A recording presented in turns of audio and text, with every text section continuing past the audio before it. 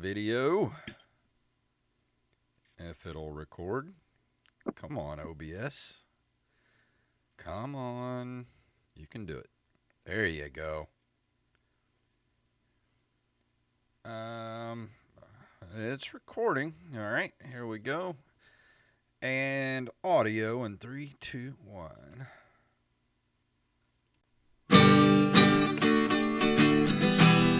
Just drop that ass, bitch. It's open micers in the house. Pop that pussy with that open micers logo in your mouth. Jason with his bald ass head.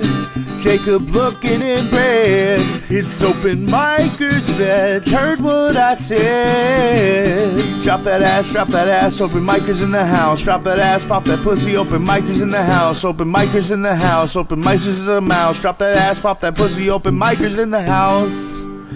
The mic is now open. That's right. The mic is now open. My name is Jason Robbins. I'm Jacob Craig, and we are back again with a very special guest on this episode. This guy is an Orlando comic.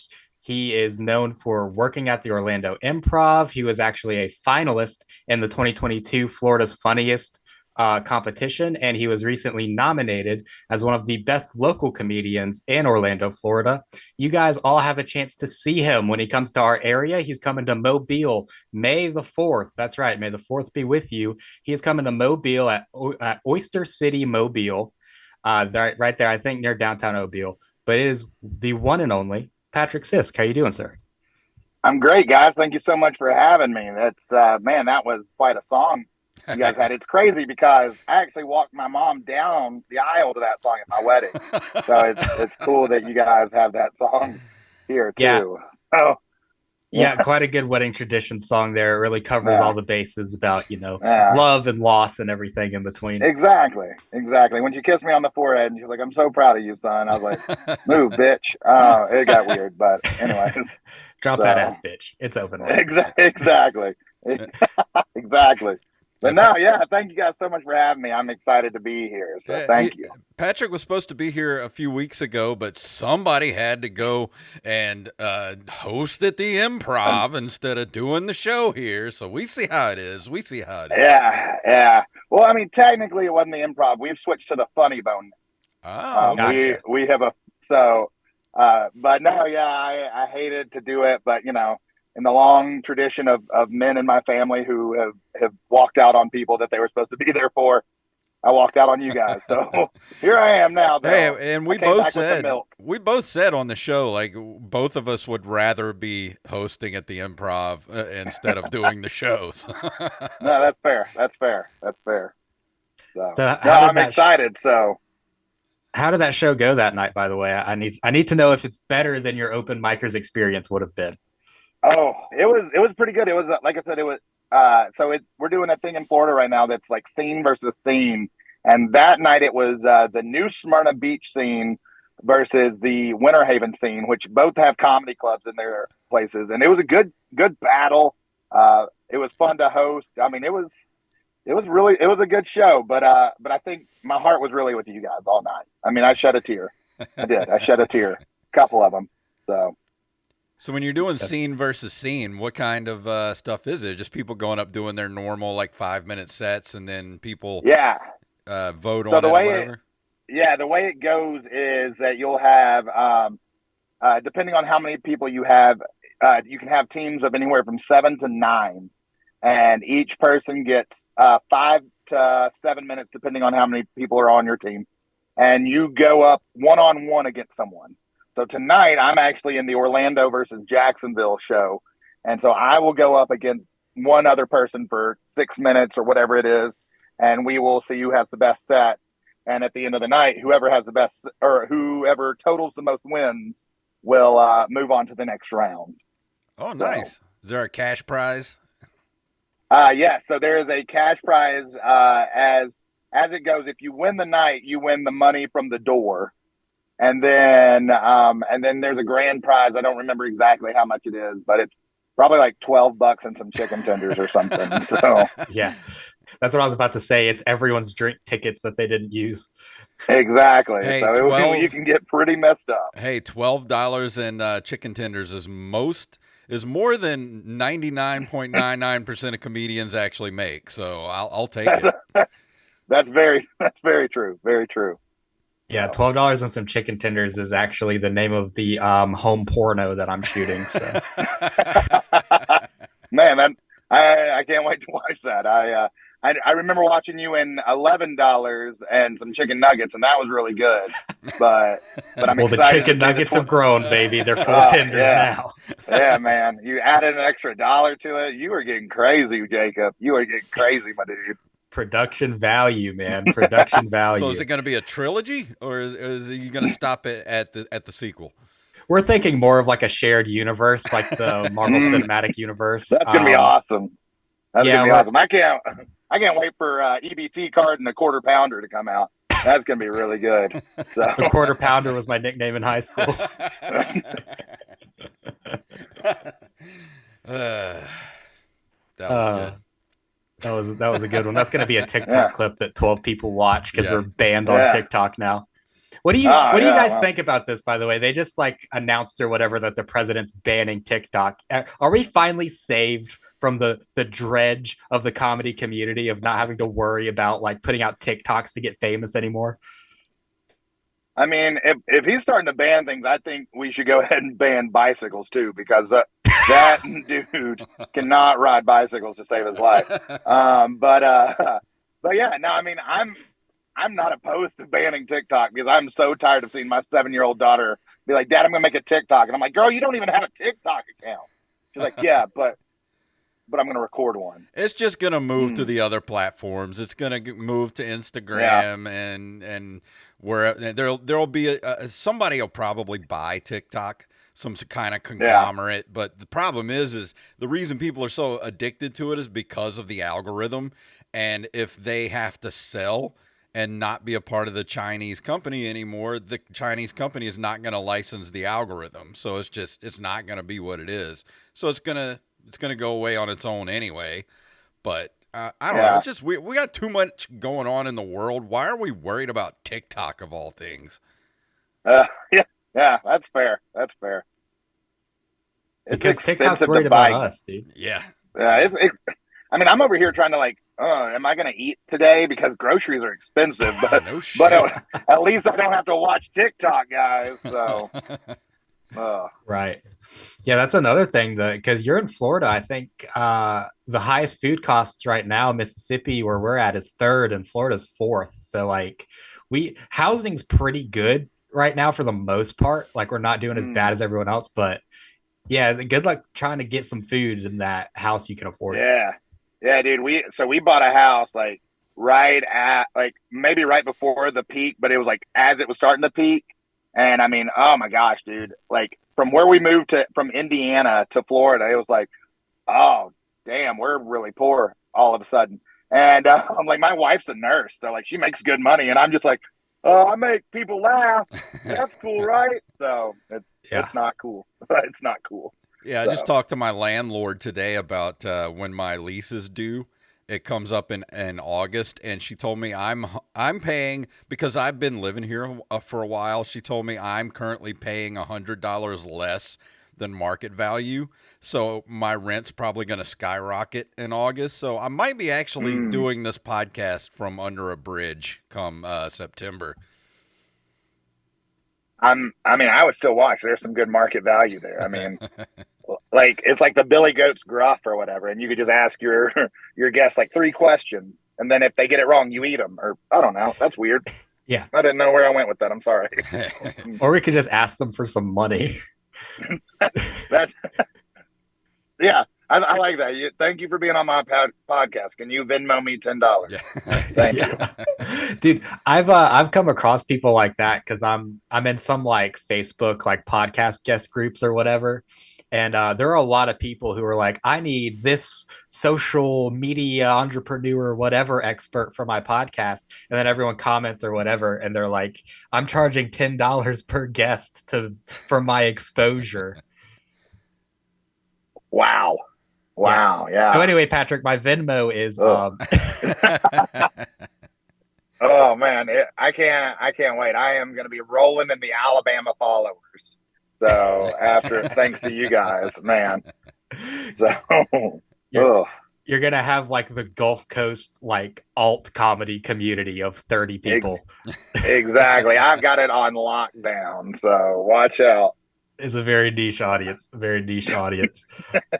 I feel it though, man. We're actually moving into our first apartment. Not this weekend, but next weekend, and like we're able to afford the rent pretty well for a pretty good apartment in a nice area. But like we've calculated $800 a month for the grocery bill because we just know it's going to be like absolutely ridiculous. Yeah, yeah. Groceries suck, dude. Yeah, for sure. Everything sucks nowadays, and but that's why we do comedy, right? Is so we can help people to forget for a little bit that everything sucks around them. So it's like, hey, remember, we can still laugh a little bit, and then that it ends up sucking. So not a Right. good thing. Yeah, and 90% of comedy is bad.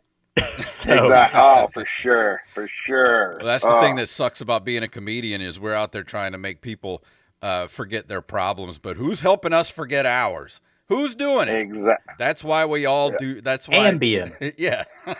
Yeah. Yeah. A lot of substance abuse. So Yeah, that's what I was about to yeah. say. That's why most comedians, are found in a hotel room with, just covered in cocaine because you just can't handle it. Yeah. No, yeah, for sure. Oh, that sounds really good. I mean, no, yeah, yeah, that'd be weird. No. So, Speaking of being in a hotel room covered in cocaine, Patrick, did you audition for the Chris Farley biopic or not? I've gotten that one before. Recently, someone told me that I looked like her uncle, and I went, "Oh, thank you," and she was, but not the one that touched me. And like I was like, "Oh, that made me uncomfortable," and like it, like I didn't know what to say. But I get a lot of "you look like" people. But yeah, I would absolutely do the Chris Farley biopic if they had asked me to do it. I would be really good too. I'd be spot on. So.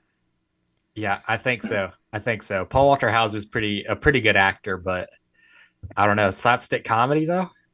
Yeah, yeah.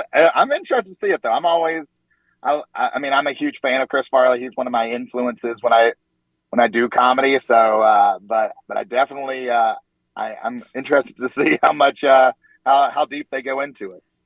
Yeah, I want to circle back to what we were just talking about the sort of like the hack open mic scene of like most comedy being bad because there's not a lot of like good comics on every scene. I don't think we've ever talked to someone on the Orlando scene. Like, is even though you're a bigger scene, like, is there more of that because of that, or is there kind of less because there's like actual comedy clubs? I mean, there's definitely some really bad open micers, and Yeah. there's some really bad open mics. But then the Orlando comedy scene is also full of killers too. We have produced in the last year Cam Patterson, who is now a regular on Kill Tony, and David Jolly, who is a regular on Kill Tony. And we have people who are going to Austin who are actually doing shows. Uh, I mean, we have a lot of great comics, but I think you can definitely see the divide, right? Because like you see some comics and you're like, man, they're really good, and then you see other comics, you're like, oh, you're not good. Okay, cool. So yeah. So what's the ratio there? Is it sort of like 10 bad comics to every one good comic, or is it kind of balanced out? I would say that. Oof, I would say. I mean, it depends on what you define as good too. For me personally, for every one good comic, there's 4 to 5 bad comics. Hmm. That's pretty good ratio. I mean, Yeah. yeah, here in Mississippi, we have maybe 5 good comics to like everyone else that signs up at an open mic that you can't even really call them comics because like they just sign up for the open mic. Like they have Right. no aspirations of like I want to get a booked show. I want to build a 10-minute set. They just sign up as like so my day at work today, like that kind of thing. Yeah.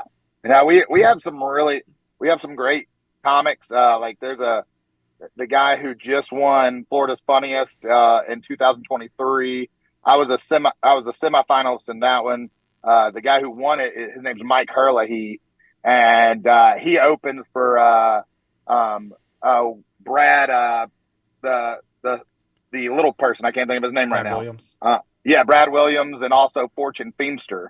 He opened for both of them. Ken Miller, who is the godfather of Orlando comedy, won like Steve Harvey's Comedy Search 1 year. I mean, so we have some killer comics, and then we have some comics where I'm just like, you should stop. Like I can think of one in particular, and they're a big fan of mine, so they're probably going to watch this. So I'm not going to say their name. But like every time they do comedy, I'm like, this is my 13th reason. Because like it makes me want to kill myself. It really does. Hey, Jacob, speaking of bad comedians, I saw a blast from our past the other day in Walmart. I had to duck him a couple of times. Guess who it was? Jason Waterfalls? No. Almost as bad. Big Bill. Oh, no, dude. So we had this guy who... So Mississippi comedy has kind of like taken a lot of hits over the years. So there was a period where we didn't have any open mics, and then there was a bar that finally had another comedy open mic. And this guy would show up all the time. He had no clue what it was. He was just this like older, has to be in his 70s, just like street joke, like raunchy, like every joke that he wrote. Like he had a joke that he wrote that wasn't a street joke, that was about like fingering B. Arthur from the Andy Griffith Show. Not B. Arthur. Good for him. Aunt B. B. Arthur wasn't on Andy Griffith. Aunt B. Whatever, dude. Yeah, B. Arthur was Golden Girls. Yeah. So. Yeah, I wanted to finger B. Arthur. I got him mixed up. Of all those Golden Girls that you would want, no, I'm absolutely picking Betty White number one. And then I would go, and then I'd go Blanche because she was the slutty one. Yeah. So yeah. Anyway, sorry that got weird. I'm gonna need a cigarette before the show. But anyway, I'm gonna need a cigarette when I think of Blanche from the Golden Girls. What's crazy is like when they made that show, they were all like in their 50s. Like they were not. Yeah. Not old. Yeah. It's like, man, people age way differently these days. Yeah. No, I saw that like an article about how old they were, and I was like, oh. So I mean, because everybody looks at me and thinks I'm so freaking old, and I'm not that old. I'm 17. I just turned 36, and people are like, "Oh," and I'm like, "Yeah, I know. I've made a lot of poor choices in my life. I get it. Stop it." So. Gotta moisturize. That's your secret. That's the secret. Yeah, but my hair is luscious. So while I look awful, I've got incredible hair. So yeah, very good hair. I'd love to have that hair. It, Jason. Yeah, I know. Yeah, I lost my hair. I started losing my hair when I was like 18. It sucked. It was horrible. I never got to really enjoy nice, luxurious locks as an adult. See, I didn't start growing it out until I moved in. And I had my hair a little bit long, and I was wearing a Hawaiian shirt one time, and this guy who was booking the show, and he was like, "Hey man, do you always wear those, and do you always have the long hair?" And I was like, "No, I actually need to get a haircut." And this was the only shirt that I had clean. He goes, "No, you need to keep that." He was like, "Because you are like a bowling ball of comedy. Like everybody notices you when you walk in and look like that." And I was like, "Huh." And I started doing it, and I actually realized that people they're like, "Oh, I've seen you before. You're the Hawaiian shirt guy, or you're the." Oh no, really we lost hair, it. There you we do go. that, and they'll tell me a joke, and I'm like, cool, yeah, that's me, I guess. Yeah, we lost your audio there for a second. I don't know what happened. Oh, am I back? Yeah, you're good. We can hear you. you You're now. back. Okay, cool. I was gonna say, you know who you look like to me? Like, you ever seen The Big Lebowski? So my opening joke is, I know what you're thinking. I didn't know the Big Lebowski and Thor had a son. I was gonna say you look like the John Goodman character from Big Lebowski, and Lebowski himself were smashed into one human being, and that would be you. Yeah, my favorite one to do on stage is I'll say, I get it. Like, it's better than when I used to get people who used to look at me and say, "Aren't you the guy from The Hangover?" What was his name? Zach Crap. Galifianakis. That's it, Mike Tyson. So, and I love that joke because I had an old lady shout out one day. She goes, "Mike Tyson's black," and I went, "She gets it." But you're lucky though. Not many people can rock a Hawaiian shirt and look good doing it. Like, you look natural in the Hawaiian shirt. If I was to wear a Hawaiian shirt, people would think I've gone like mental. I give off really good divorced dad look, like vibes. I'm really good at that. So, but I'm not. I have a wife and 2 kids somehow. Hence the car seats in the back, which are very nice car seats, by the way. They look like expensive car seats. Yeah. Only the best for my kids. Yeah, Jacob just straps his daughter in the back with some duct tape and some bungee cords. What are you talking about, dude? We don't have a back seat. I tied her to the roof. Yeah, that's the Mississippi way right there. Yeah. My brother lives in Pascagoula, so I know all about Mississippi. Oh yeah, I work in Pascagoula. Oh yeah. My brother's a car salesman there, so I've been to Pascagoula many a time. Yeah, I live about 15 minutes from there, if that. You're the lucky one, Jason. Yeah, right. I have to drive through there every day. You need to hook me up with your brother though, and be like, "Hey, give this guy a car." Yeah. I mean, he hasn't given me a car ever, but yeah, I'm sure he'll give you one. Yeah, for sure, dude. Yeah. I like my chances. Fuck, I had a really good joke earlier. The moment has passed. I don't remember what it was. Speaking of Hawaiian Jason. shirts, Jacob, I think you could rock a Hawaiian shirt. Maybe you should go get some Hawaiian shirts. Maybe that could be your thing. I don't know. I'm losing weight though. I'm losing I think enough weight to where like I'm phasing out of the Hawaiian shirt vibes. Wow, that's cool that Jacob just called me fat. Yeah, no, cool. he just straight up just like. If it makes you feel any better, I'm 100% still fatter than you are. No, I mean, it's fun. It's fun. I was gonna make fun of you, Jacob, but you've got this whole like you might come to my school and shoot it up vibe. So I'm not gonna do that. You're the kid that I was always nice to, and I was like, hey, and you would like look at me and be like, hey, don't come to school tomorrow. I'd be like, okay, I'm not coming to school tomorrow. So.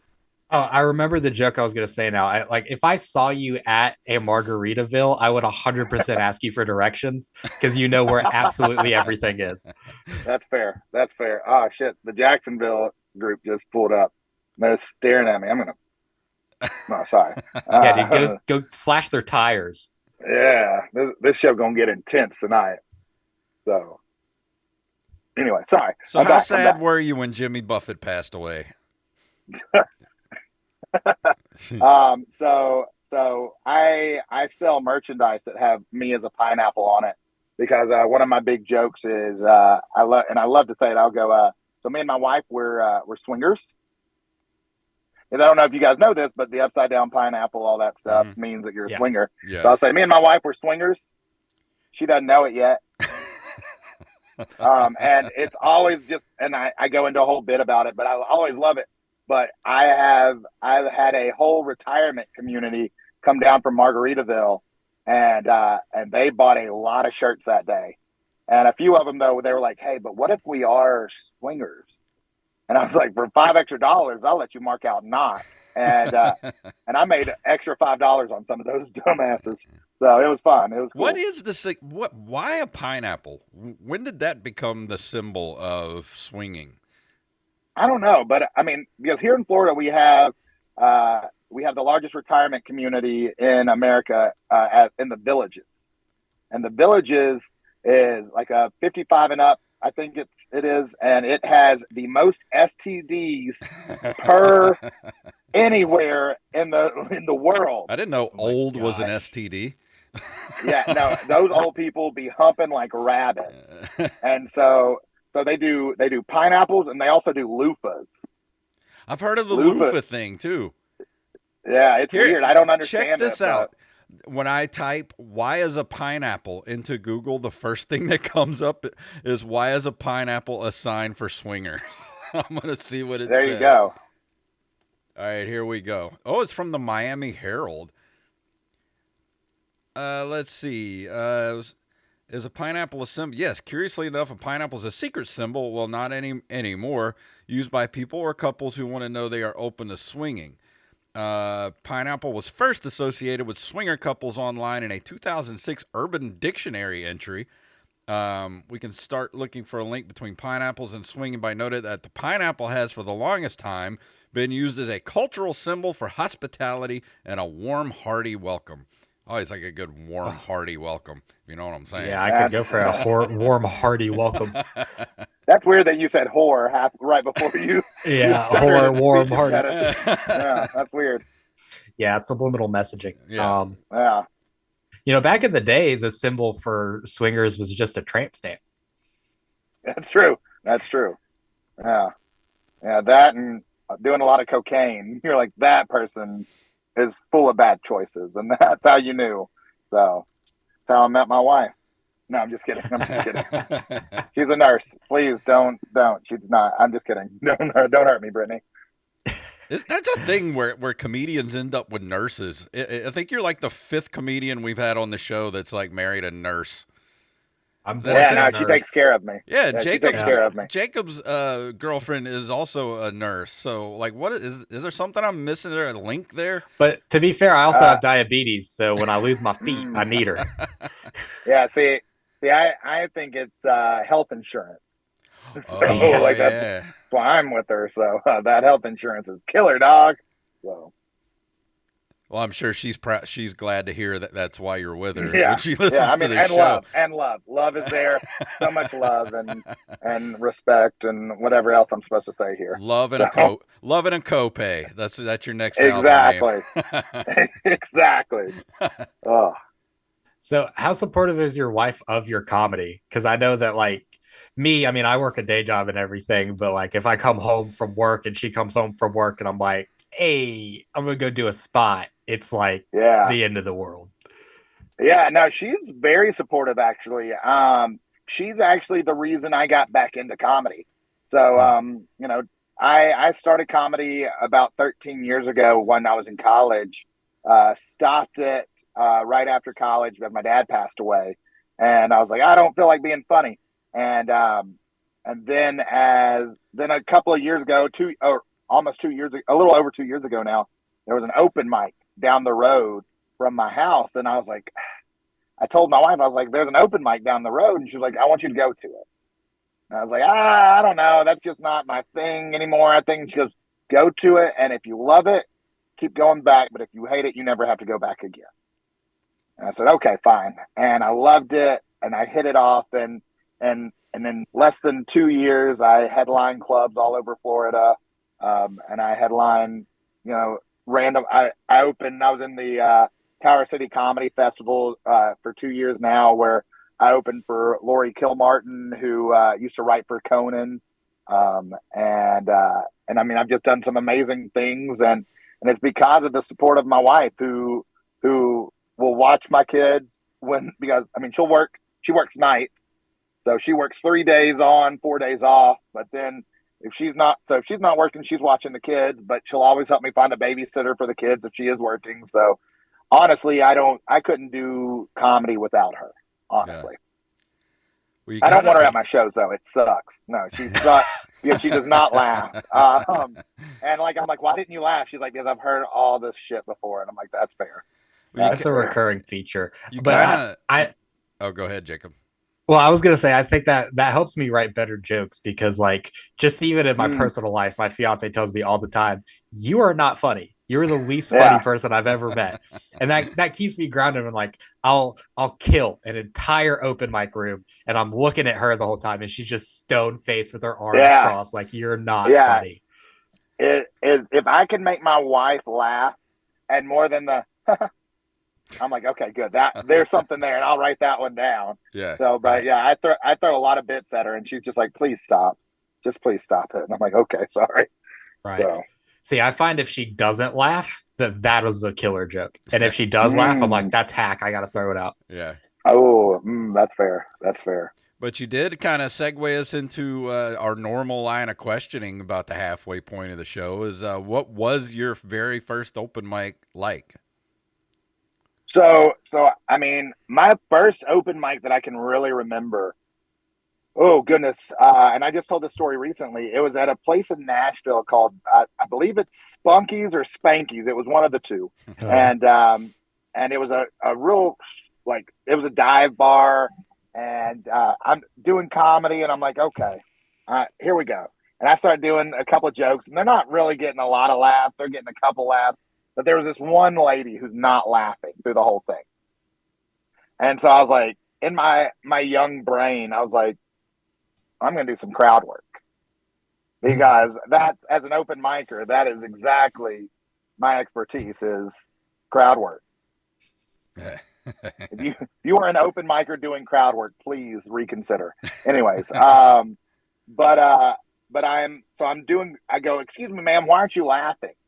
And she looked at me, and this is what I'm about to tell you is 100% the truth. It is not a bit. It is unfortunately the truth. She looked at me and she goes, I have stage 4 cancer. And I went, oh. And she goes, and I went to chemotherapy today, and I laughed more at my chemotherapy than I have at your entire set. Oh my God. and and it threw me off so much that the only thing I could think of to say, so I blurted it out. I go, well, at least you don't have to come to my next show. Oh no. And the comedians loved it. She did not. She did not think that was very funny. And so that was my first open mic that I can remember. I bombed so hard when I was doing open mics in college, and for some reason still wanted to come back to it. And but yeah, open mics are tough, dude. They are. It's not for the faint of heart at all. No, it's not. I mean, and that's usually my lead crowd work question is who has cancer? Yeah, good. That's always a solid one to start with. So I can be like, you're gonna die, bitch. Boo. It's always a crowd favorite. They love that. Yeah. So what's the worst? What is the absolute worst show you've ever done? Was that it, the very first one, or has there been? Because no, we always there's another one. We always like to ask the comics, like, what is the absolute worst show you've ever had? Whether it get heckled to death or just, an earthquake happens in the middle of your set. Like, what happened? Yeah, no. So I was doing a show. It was an urban room. I was the only white guy on the whole show, and the host was a guy named Ed Lover, who was from the old MTV days. Yeah, the Ed Lover dance. I do it every time I have to dance somewhere. I just do the Ed Lover dance. It's the only one I can do. Yeah, so Ed Lover was the host, and he comes out, and it was a room for 300 people, and only about 30 people showed up. Oof. And Wow. and they were all spread out, and it was a scene versus scene show. And I'm the only white guy on the show, and I'm the first comic up. Ouch. And so Ed Lover comes out and does his opening bit, and he just gets up and goes. First thing he says after he does that typical thing where he's like, "Oh, I'm going to reintroduce myself," and then he goes off stage and comes back on, and he gets back on stage. He goes, "Y'all like eating pussy?" And I was just like, well, this isn't going to go well for me. And then I come out and I'm like, hey, everybody, like the whitest white guy in the world. And I've got this joke where I talk about my biggest fear. And so, but to start it off, I asked people what their fear is. And this lady, this African-American woman in the front row, I said, what's your fear, ma'am? And she said, the cop. Oh, no. And so in my mind, I go, okay. So I look back at her. I said, don't worry, ma'am. If they show up, I'll talk to them for you.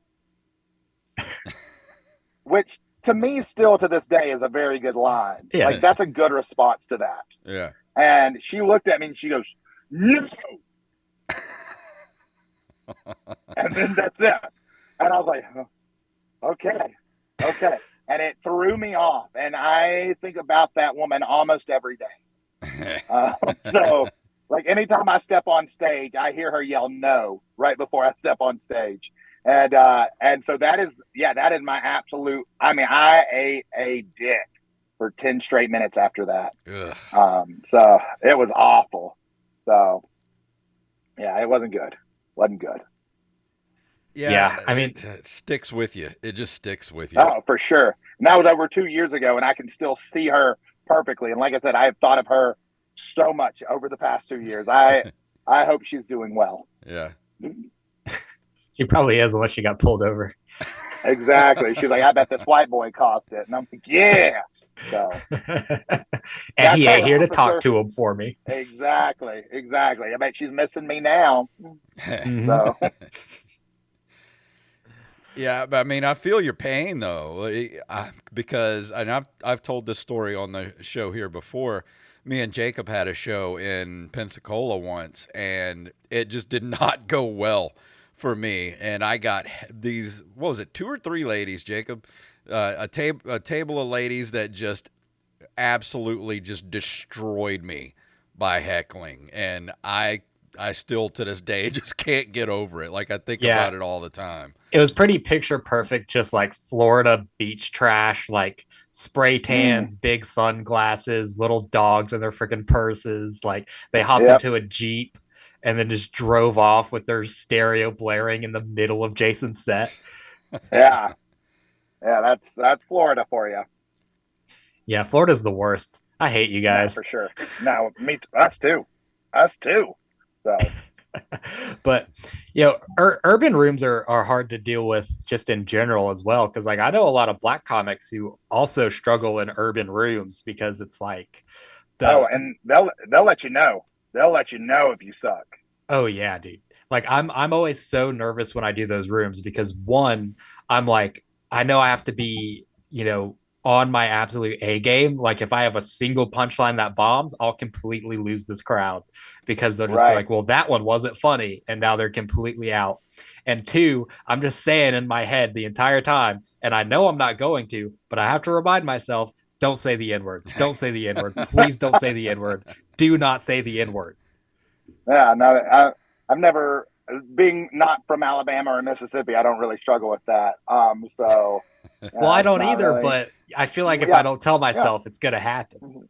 yeah. Of course. Yeah. No, I'm from Tennessee. I struggle with it too. It's fine. So Tennessee is just a sign of brotherly love. yeah, exactly. We're something. So Yeah. So getting back to sort of your comedy journey, we've gone over some of your worst bombs and everything like that, but you've competed at a lot of comedy festivals. So what's kind of your like formula for when you're going into like a comedy competition type thing? competition wise, I try not to take it too serious. Go out, have fun, be yourself. For me, I don't compete against other people. I compete against myself. And I always try to do a little bit better than I did the last time I was on stage. So if I can compete, if I can do my thing, then that's all that I need to do. I need to just worry about myself because comedy is subjective, right? Like I could do the best set of my life, and at the end of the day, still might not get chosen because the the the crowd or the judges like this other guy better. So as far as that goes, I try to compete against myself, and then I also I focus on connections. Connections are why you get booked on shows. I mean that's why I'm coming back to Alabama. I made a connection with Mikey, and we hit Boo. it off, and yeah, I agree. He sucks. So but I hit it off with Mikey, and that's how I got to where I'm able to do this show. So it's all about connections and and again, I hate competitions, dude. Like I'm about competition, and I'm just like, eh. So I'm not looking forward to it because I'm not. While I am a very competitive person, when it comes to comedy, it's more of a let's just have fun. Yeah. Yeah. And I think that's good advice for any young comics too, because like when you're coming up early on, there's a lot of opportunities to like compete in a competition, whether it's like an open mic thing where you get a prize or it's a festival or whatever.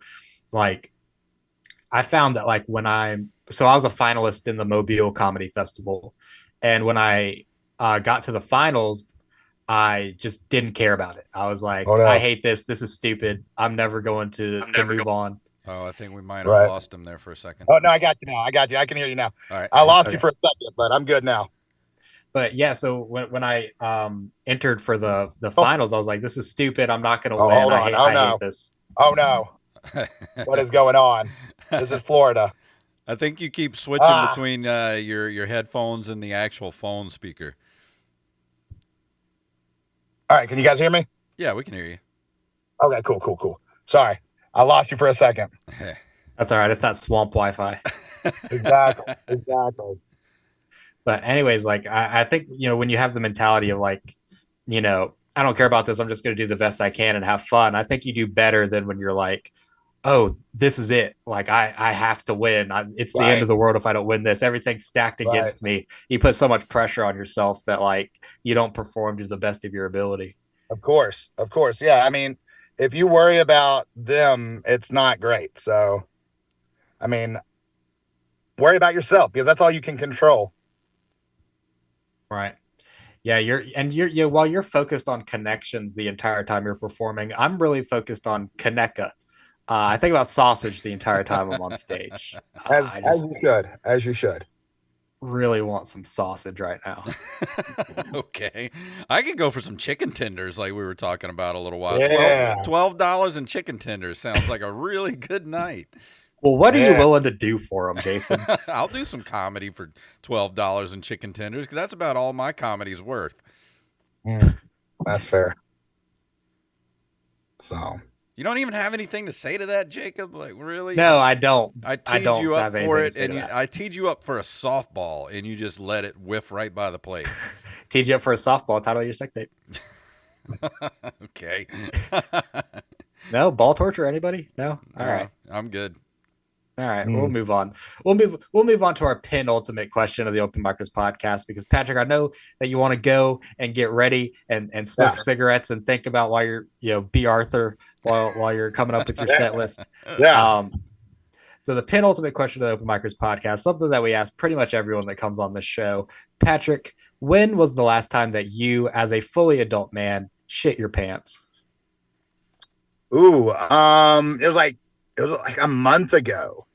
And no, it was 2 months ago. So I was at a show and I'd had food poisoning the night before. And I had done a show in New Smyrna and I was driving to Orlando, which is about an hour away. And I was doing another show. And I was like, in my mind, I even said on stage, I was like, I've got food poisoning. And, I've got food poisoning, so I don't know how I'm gonna do, guys. But I know that if I crap myself on stage, that I'm gonna go from Patrick Sisk to Patrick Shits. and I didn't. I was great, and I was like, oh, thank God. And I sat down in my car after the show and sneezed, and I shit my pants. I sat there and I went, okay. And I had to drive home, but I was like, at least I didn't bomb. And so that was when I realized that I was a true comic because I would rather shit myself than bomb. And I was like, yeah, so I've done well. Sneeze and shit, I've done both. If you sneeze and shit, is that considered a schnit? Ooh. Yeah, I think so. Yeah, that sounds like that sounds good. Yeah. Oh, great. Now he's Googling again. This is going to take the rest of the episode to find. No, I'm good. You go ahead. All right. Yeah, we need to put something on your soundboard that's like some dumb Googling music for every time you try to look something up. Let's see. I have this.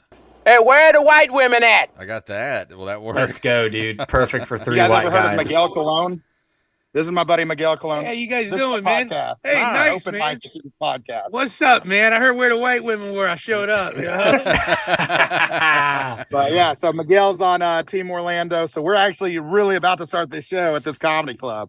So I hate to cut this short, but that's fine. But I really am going to go, guys. Real quick, Oh, tell everybody where they can find you on the socials and everything. Yeah, you can find me on Patrick Sisk Comedy. It's Patrick Sisk, SISK_comedy on Instagram. And then Patrick Sisk Comedy on Facebook and all that stuff. And The Orlando comedy scene is popping off. You got to check us out. If you guys are ever in Orlando, hit me up. I'll put you on some shows. Awesome. That sounds perfect, man. And So- just to remind everybody that May 4th in Mobile, Alabama, you can see Patrick Sisk headline Oyster City Mobile right here in your hometown. So go make sure that you buy tickets to go see that show. Patrick, thanks so much for coming on the show, man. Hey, thank you guys so much. I'll talk to you soon. Thank you, man. All right. Bye. Yo, so crap. All right, let me change the overlay real quick. Make sure I got the right one. That's not it. Hold on. There we go. Just for the video. Let me change this up real quick. And just a little bit of behind the scenes stuff going on here. There we go. Now the video people can see us looking lovely right there in the. Now there's not two of my dumb faces. But yeah, that was pretty good. Good luck to him. I would like to get down to Orlando and do some comedy down there because it seems like it's a pretty good scene down there. Yeah, man. Southern Florida is really popping off as far as a scene, and really Florida altogether. I mean, Pensacola is great. Panama City just opened up their first comedy club. So, yeah, man. I mean, everything's coming together in Florida. It might be the next Austin, Texas. Who knows? You never know. We'll see. Florida's a big state. It's a lot like Texas. It's got a lot of different, what would you call it, like ecosystems in Florida. Yeah, you got swamp and you got forest. And you got Disney. So who doesn't love Disney? Disney is swamp forest. But we'll go ahead and get out of here. Thank you all for watching this week. Jacob, anything you want to tell the people before we leave here tonight? Not really, man. Just thank you guys for sticking with us. I mean, we got a new month starting next week with our next episode. So now's the perfect time to get into our Patreon, patreon.com/OM podcast to get all of your fun extras. I mean, you can go on there right now and listen to our extra episode with Mike Kaplan, watch me get tased, all the fun stuff that we have on there. So make sure you guys stay tuned for what's going to happen on Open Micers. We need more patrons because Jacob just moved into a new apartment and my apartment's going up on rent. So we need money. So help us out. We're poor. Give us some money. Give us some money, or at least give us some send us some chicken tenders or something. Give us some cheese. Maybe we should make that a tier. $12 will get you some chicken tenders.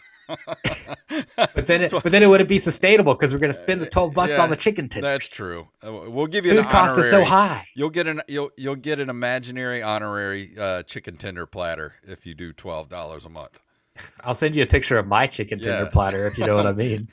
Every month we'll eat chicken tenders and we'll send you a personalized picture of me and Jacob eating chicken tenders at the feeding each other chicken tenders seductively, sensually. The only thing I got is June 1st. Falls from Grace is going to be on Red Radio Live. We're going to be recording live for Red Radio. I'm going to have to look up and see where the show is going to be at. But if you're not local and you want to watch, I'm pretty sure that they put all their live stuff to Facebook, I'm pretty sure, and their website. So go check out Red Radio on Facebook and you can follow everything there. And I think that's it, Jacob. Is that it?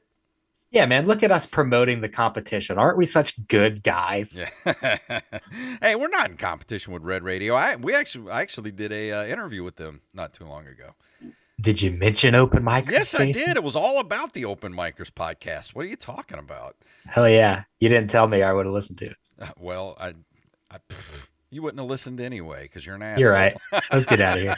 I'll listen to you. If you want to email us at openmicerspodcast@gmail.com. Linktree/openmicerspodcast takes you everywhere you need to go. All of our socials, ways to give us money, all that kind of stuff. Openmicers.com is our website that you need to go to.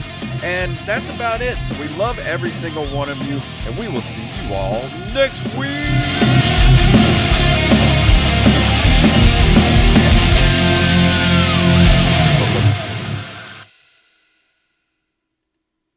All right, so everybody watching on YouTube, thank you. We love you. We'll see you next week.